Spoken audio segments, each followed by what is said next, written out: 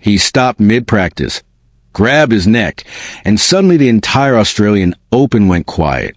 Because when Novak Djokovic interrupts a session in Melbourne, it's never just a small story.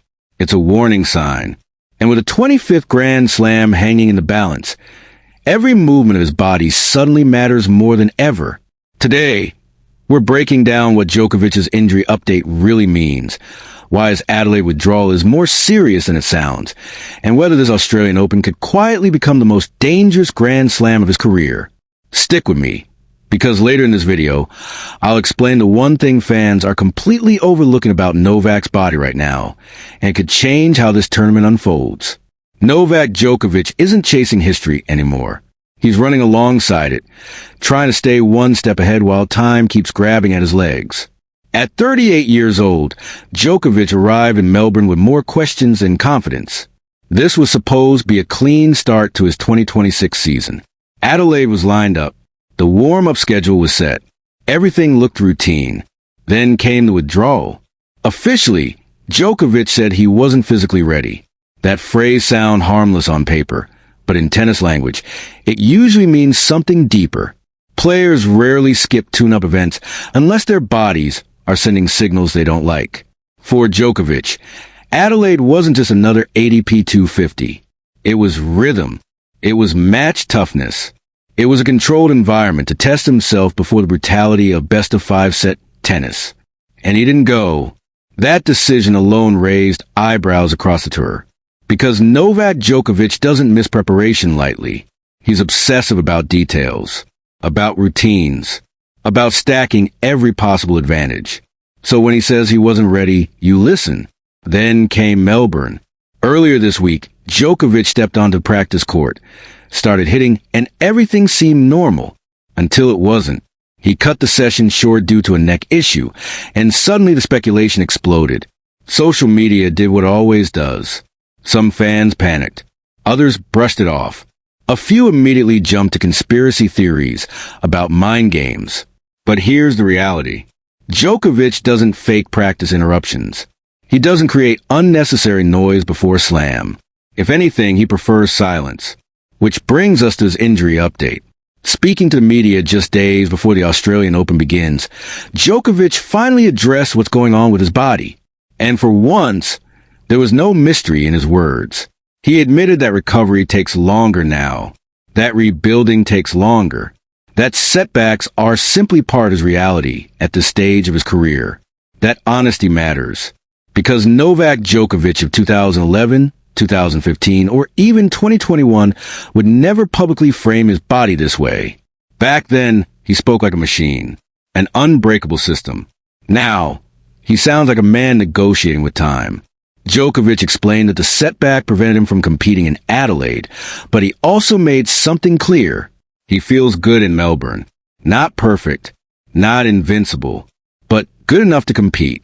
That distinction is important. In modern tennis, especially at the Grand Slam level, nobody feels perfect.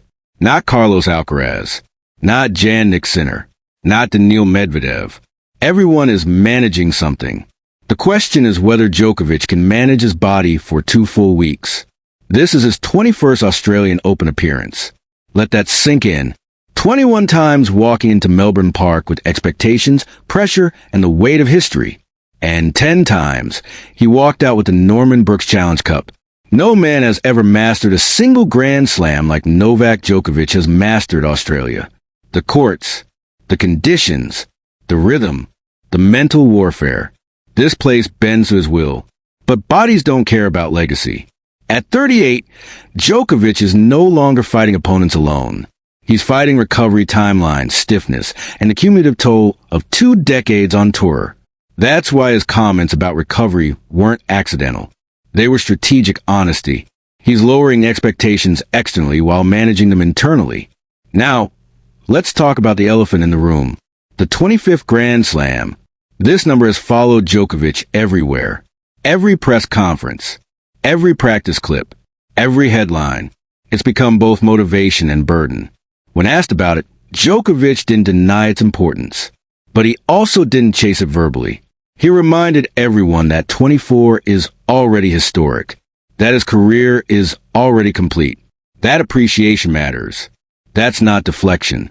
That's survival psychology. Because when athletes focus too heavily on milestones, pressure multiplies. Djokovic knows that better than anyone. He's lived through it at the US Open, Wimbledon, and even here in Australia before. What's different now is that the margin for error is thinner. 5-set matches demand explosive movement, flexibility, and endurance. A neck issue might sound minor, but it affects serving, rotation, and recovery between points. Djokovic's serve has quietly become more important in recent years. He relies on placement and rhythm rather than raw power. Any discomfort in the neck area directly impacts that precision. The good news is this. Djokovic is still moving well. His ground strokes look clean. His timing hasn't vanished. The concern is accumulation. Can he handle back-to-back long matches? Can he recover in under 48 hours repeatedly? Can he absorb physical stress without one small issue becoming something bigger? His opening round opponent, Pedro Martinez, on paper, looks manageable. Djokovic should control that match with baseline consistency and experience. But early rounds are deceptive. They're where players test their bodies, where you find out if your movement responds the way your mind expects it to. And Djokovic knows that. This is why his update matters. It wasn't dramatic. It wasn't offensive. It was measured. He didn't promise dominance. He promised effort. Now let me say something that might upset some fans. This Australian Open might not be about Djokovic winning easily. It might be about Djokovic surviving. Surviving physically. Surviving emotionally. Surviving the pressure of history. And that doesn't mean he can't win it. In fact, that mindset might be exactly what gives him an edge. Because when Djokovic stops chasing perfection, he becomes dangerous in a different way. He becomes adaptable, tactical, ruthless in short bursts. There's also something else happening here that isn't being discussed enough. Djokovic doesn't need to peak in week 1.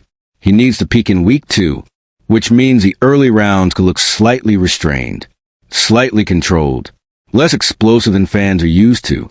And that's okay. If Novak Djokovic reaches the quarterfinals healthy, the entire tournament shifts. Players start looking at the draw differently. Pressure flips. The ghost of Melbourne returns. Now let's address rumors clearly. There is no confirmed serious injury. No reports of withdrawal. No indication that Djokovic is on the brink of pulling out. Any talk beyond that is speculation. But speculation exists because history exists. We've seen Djokovic manage abdominal issues, hamstrings, elbows, wrists. He's played through pain before and still won titles. The difference now is age. Recovery windows shrink. Tolerance changes. That's why this Australian Open feels different. It's not about whether Djokovic can beat his opponents. It's about whether his body will let him. And here's my honest opinion as a tennis fan. If Novak Djokovic is physically intact by the semifinals, I would still back him against anyone in this field. Experience matters. Mental toughness matters. Pattern recognition matters. But if this tournament turns into a war of attrition early, the risk increases. That's why the Adelaide withdrawal matters more than people realize. It removed a safety net. It delayed match conditioning. Djokovic is entering the slam with belief, not certainty. And that's fascinating, because we're watching the greatest player of all time adapt in real time, not decline. Adapt. This isn't the end of Djokovic. It's a different version of him. Smarter, more cautious, more selective with his energy. Whether that's enough for Grand Slam number 25 is the question that will define Australian Open 2026. Now I want to hear from you. Do you believe Novak Djokovic can manage his body for 2 full weeks and win his 25th Grand Slam? Or is this a tournament where time finally catches up? Drop your take in the comments. I read them all.